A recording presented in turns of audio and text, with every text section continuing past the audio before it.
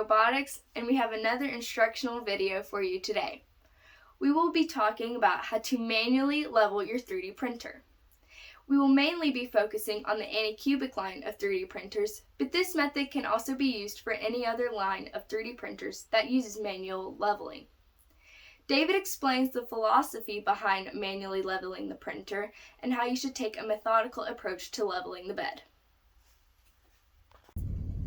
Often when you receive any 3D printer or when you move it, you will need to level it.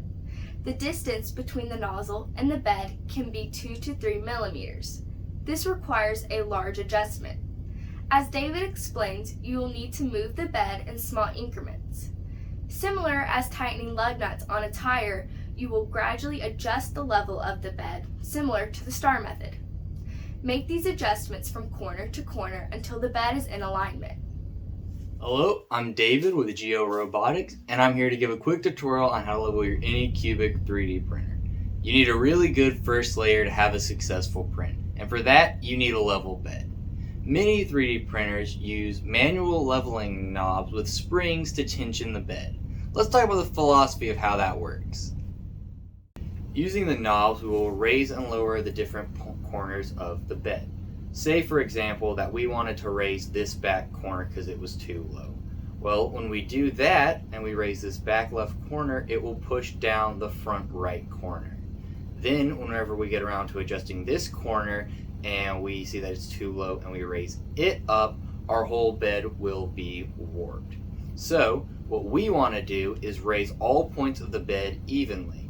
So, if I backtrack a bit and say we want to raise this back left corner, we will want to increase all points at the same degree to keep the bed raised and level to the same amount.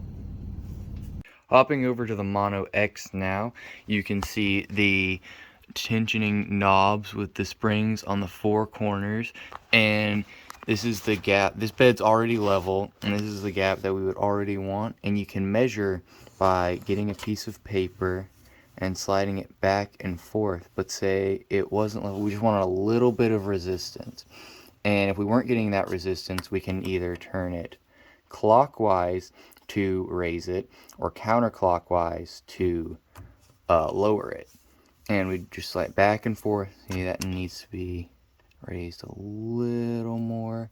Do we just get a slight resistance, and then we'd move our extruder over to the next corner and slide our piece of paper under until we get that slight resistance.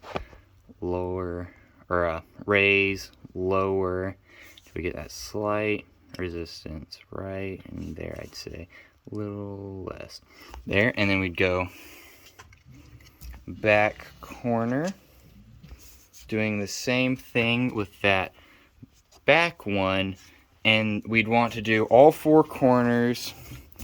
2 times would be great, 3 times would be even better, making sure that we have a perfectly level bed. And we don't want, if we have a huge gap at one corner, like I mentioned, we don't want to make too large of an adjustment. We would want to raise each corner evenly so we don't have a huge jacked up bed, and then we'd never be able to get it leveled again. I'll now show you 3 different examples of prints, one being too low, one being too high, and one being just right. Thank you, David. As you can see here, we have 3 examples. The one on the left is too close to the bed. Notice you can see the bed through the plastic. This is because there is not enough space for the filament to come out. Even when you raise the nozzle a little, you can see it is too low because the nozzle is digging into the filament bead. The second example is a properly leveled bed. You will notice each line barely touches the next and the bead is oval. The final example is where the nozzle is too high. The first thing you notice is the lack of bed adhesion. Also, the bead is more rounded and there is space between the layers. Leveling your bed will take practice, so be patient and always feel free to reach out to glroboticsusa.com.